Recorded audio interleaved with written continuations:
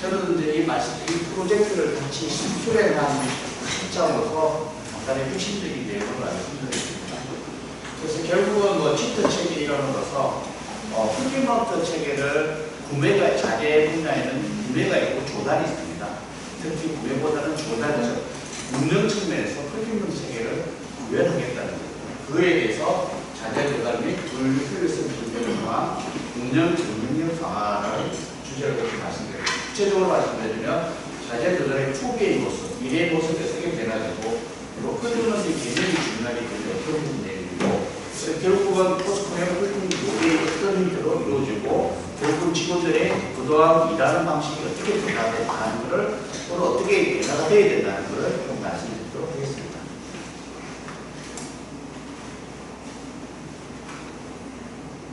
첫 번째, 자재 조달의 초기 미래의 모습입니다. 이거를 사실은 우리 나름대로 추진하게 되는데 왜 자재를 통합을 관리를 해야 되느냐는 질문에 대해서 추진 계획입니다. 재고 관리에 대한 개선을 넘어서 혁신의 수준에 대한 대변화를 추진하고자 합니다. 결국은 톱다운에서 기업은 캐시플로, 현금 중심으로 운영이 되어 있기 때문에 결국 정치체계, 도요타의 운영 배경이 있지만 자재 조달을 좀 핵심적으로 해야 되는 운영체계에 관심이 많고 그에 따라서 결국 핵심적인 현장에 있는 자재를 창고를 제거해서 중앙화하겠다는 게 키워드가 되겠습니다. 그 추진 배경은 50년 전에 제조업의 포스코가 68년도 생겼는데 50년간 해오던 기존의 자재 관리, 재고 관리 방식을 벗어나 구조적인 큰 틀을 좀 변화시키겠다는 게 불가피하다는 거예요. 그러니까 결국 현장에 분산된 현상 문제 때 공간이 부족하고 부서별 동일의 자재가 중복적으로 분류하고 있고 그러므로 재반전 문제가 발생해서 결국은 캐시가 항상 문제가 생긴다는 그런 시사점에 있어서 향후 혁신의 방향은 파워베이스 적정치 체계를 확대해서 현장에 재고 보유하지 말고 결국은 자재 창고인 중앙 창고에서 보관해서 현장에 요구하면 라스트 마일 형태로 풀필먼트 체계를 운영해서 라스트 마일 현장에 요구하는 장소까지 배송해 주겠다는 큰 뜻입니다. 그 다음에 자재는 시품이고 중고품이 있는데 중고품을 좀 더 건전해서 중고 가격을 가지고 판단하는데 A, B 품목과 C 있는데 C를 제각을 하고 A, B 품목을 리프레시에 재활용해서 현장에 돌발이나 어떤 상황이 있으면 바로 사용하겠다는 얘기입니다. 결국 스마트 구조를 하려면 풀피먼트 체계하기는 스마트 기술을 최근에 4차 산업에 도입하고 있기 때문에 그 기술을 도입해서 좀 더 저장을 능력을 강화시키고 스피드하게 자재 조달의 토탈 서비스를 제공하겠다는 겁니다. 그래서 배경은 현재 유통환경의 변화에 좀 스피드하고 즉시 성장이라는 키워드를 가지고 주문이 결국 핵심이라는 말이 있어서 내부적으로 환경을 분석을 해봤습니다. 저희들 이제 포스코는 제조 물류, 생산 물류가 있고 내부에 있는 자재 물류 두 가지 축으로 하고 있는데 특히 생산 물류는 코일을 시공하는 그런 개념이고 저희들 분야는 자재를 가지고 공급사 서프라이 체인에서 가지고 받아서 현장의 자재 특성이나 설비 정치성하게 자재를 일괄적으로 공급하는 자재 조달입니다. 그래서 스피드를 보면 현재 우리 이제 아마존이나 또는 국내에 있는 쿠팡이나 네이버에서 기본적으로 하고 있는 이커머스 시장의 스마트 기술 신속 배송을 키워드로 배치를 했고요.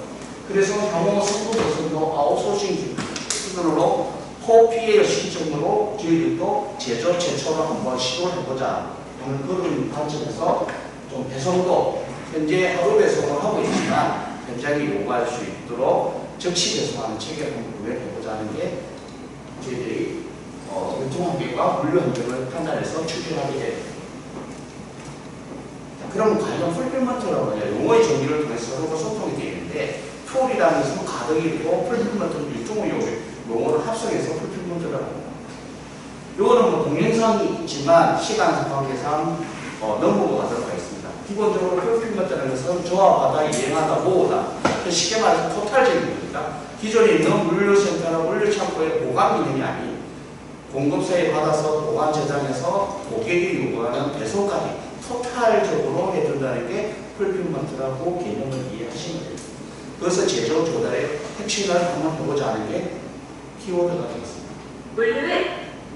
되긴 되는데 그래서 결국 모델을 어떻게 만들 거라는 거를 쿠팡이나 또는 네이버의 핵심 역량을 벤치마킹하고 구상을 통해서 발굴해서 저희들이 나름대로 펄프먼트 모델을 구성했습니다.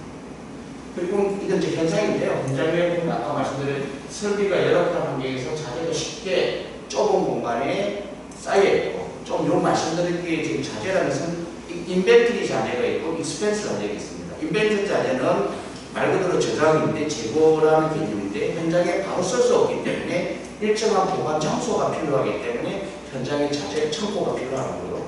익스펜스 자재는 바로 공급사용 현장에 썼을 때 바로 불출처리가 됩니다. 그걸 우리 보통 뭐 쉽게 안전보호라든지 기타 소모품을 익스펜스 자재로 구분하겠습니다. 그래서 현장 창고에 있는 거는 인벤터리 자재가 보관해야 되고 현장의 수리나 중장기 수리 계획에 의해서 바로 쓸 수 없기 때문에 임시 보관할 수 있는 게 현장 창고입니다. 그 현장 창고가 현재 보신 좁은 공간에 자재가 일률적으로 관리도 안 되고 안전 리스크도 있고 결국은 공급사가 들어와서 어떤 청탁이나 기타 등의 윤리적 리스크가 있어서 좀 하고요. 또 일부 자재는 부서가 다양합니다. 저희 공장이 53개 정도 되고요. 부서는 최소한 한 15, 16개 정도 부서가 됩니다. 방향제조소에. 그러다 보니 부서가 같은 동일 종류 또는 같은 파트라도 A 파트, B 파트도 동일 자재도 같이 있어서 따로따로 있다 보니까 그거는 중국 자재가 약 방향이 114억 정도 발생하고요. 또 사용하지 않는 훌륭 자재가 연 20내지 30억 정도 발생하고 있습니다. 그리고 공간 투여에 대한 안전 또는 리스크가 많이 존재되어 있다. 그래서 포스코의 풀필먼트를 어떻게 구별할 거냐? 결국 공급사 재고는 하루 배송으로 바로 현장에 배송하고 컨셉입니다.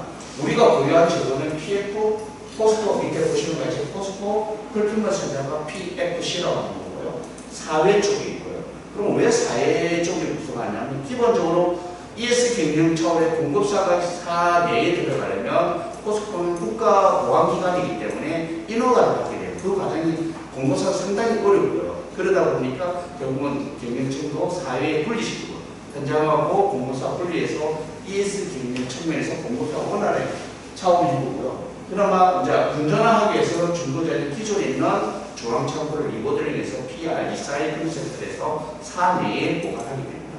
그러면 사용 부서에 있는 현장에 있는 초보인 운전 같은 현재 우리 스마트 기술 4차 산업에 있는 일하는 방식을 출판이 아닌 AI를 통한 또는 스마트 기술을 통해서 모바일이나 PC 즉시 스마트 e-프로를 통해서 즉시 주문 배송 요청하면 신품 같은 건 PF센터에 가고 중고 같은 건 PR센터에서 현장에 요청한 쪽으로 신속하게 배송하겠다는 게 핵심적인 이야기입니다.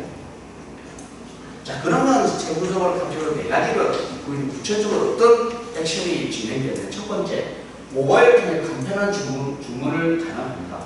자재의 제조소 자재 유형이 다양하고 그 재고까지 확인하면서 하는 경우가 어렵습니다. 그런 부분에서 모바일 통해 간편하게 기본적으로 아까 말한 창고가 있어야 되니까 코드가 있어야 되기 때문에 그걸 하나 선택을 하게 되면 그 선택된 거를 예를 들어서 지금 메두샤 베어링별로 유체카포링 베어링이 세 가지 품목을 현장에 정비를 하기 위해서 필요한 자재라 예를 든다면 현재 메두샤 같은 경우는 재고가 여기 보시는 같이 재고가 PF센터 2개가 있고 PR센터 하나도 없습니다.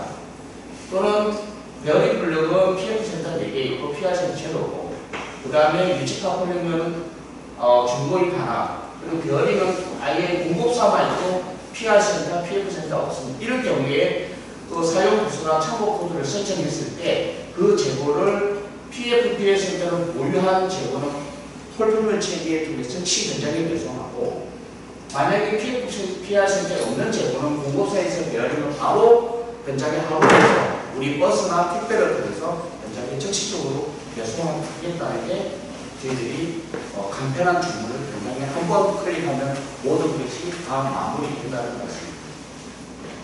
자, 두 번째는 방문하지 않고도 자재 위치를 실시간으로 파악할 수 있습니다. 최근에 우리 사용도서는 주문 쿠팡처럼 내가 어떻게 주문하면 실시간으로 어디를 배송되고 위치가 아는 같이 그 자재를 공급사에서 PF센터, 풀펜센터 입고가 된다면 그 자재가 3D 메타버스, 즉 디지털 튜닝 기술을 통해서 그 창고에 어디에 재고가 큐코드를 통해서 생성되는데 그 코드가 어느 위치에 있다는 것을 실시간으로 코드를 조회하면 예를 들어 스테이크나 또는 오토스토어나 또는 AGB 어떤 선반 쪽에 다 어느 위치에 있다는 걸 사용 부서에서 큐코드를 통해서 실시간으로 알 수 있고요. 그걸 알고 있어 모바일 통해서 주문을 요청하면 쿠팡 우리 그 인터넷 모바일 티켓식으로 요청을 하게 되면 바로 받아서 배송지사 출발할 때 태블릿으로 배송 출발하는 사용 부서에서는 알림톡을 통해서 그걸 받을 수 있고 또 배송 뒤에는 저희들 나름대로 정립을 해서 QR 체계를 만들어서 태그를 하면 배송 완료됐다고 사용 신청자 또는 요청자에게 실시간으로 배송 완료됐다는 힌트로 하고 그 과정은 LBS라고 로켓 위치 기반 서비스를 통해서 내비게이션 힌트로 구현하고 있습니다. 근데 예, 배송. 재고를 언제든지 내가 보관하겠습니다. 그래서 마지막에 사용 시점에 맞춰서 정품 정량을 배송하고요. 자동차 하하 장비를 신청하게 되면 자재 부서에서 지원하게 됩니다. 만약에 사용하고 남으면 당연히 반납 배송 처리 프로세스를 통해서 바로 반납을 받을 수 있고요. 그 다음에 3일 중 30분 내에 현장에 즉시 배송하게 됩니다. 그래서 중국 현재 10분 정도 중국도 발생하고요. 그 다음에 스마트 기술을 통해서 주문을 입고 디지털하고 저장 시스템으로 그것을 WMS 재고관리 시스템으로 좀 구현하게 됩니다. 그래서 즉시 배송을 하려면 나름대로 배송 체제를 재정비해야 하기 때문에 그거를 연결하고 각 자재 특성에 따라서 배송 차량을 구분해서 진행하게 됩니다. 그래서 사용부서 나름대로 일수사항이 있지만 첫 번째 검수, 그 다음 배송, 그 다음 배송이 진짜 올 건지 그런 부분이 이슈가 있고요. 마지막입니다. 사용부서의 자재 관리 방식은 필요한 신품만 PF센터에 하고 바로 수령할 수 있고 필요하신 중고는 중고를 우선으로 사용하게 되고 그 다음에 신품으로 할 수 있게 되고 그리고 재고는 항상 확인이 가능하고 즉시 배송함으로써 즉시 정량 주문의 변화를 분석 결국은 재고 관리는 주관부 있는 설비 자재 분리수에 시작하고 현장에는 사용부서 안전과 예방 교육에 적극적으로 지원할 수 있다. 이게 풀규모 체계의 기본적인 컨셉입니다. 이상으로 마치도록 하겠습니다. 질문이나 조언 있으면 말씀해 주시면 되겠습니다. 질문은 이따가 하시도록 하시고 일단 발표하니까 다음에는 금승규 님이 감사합니다.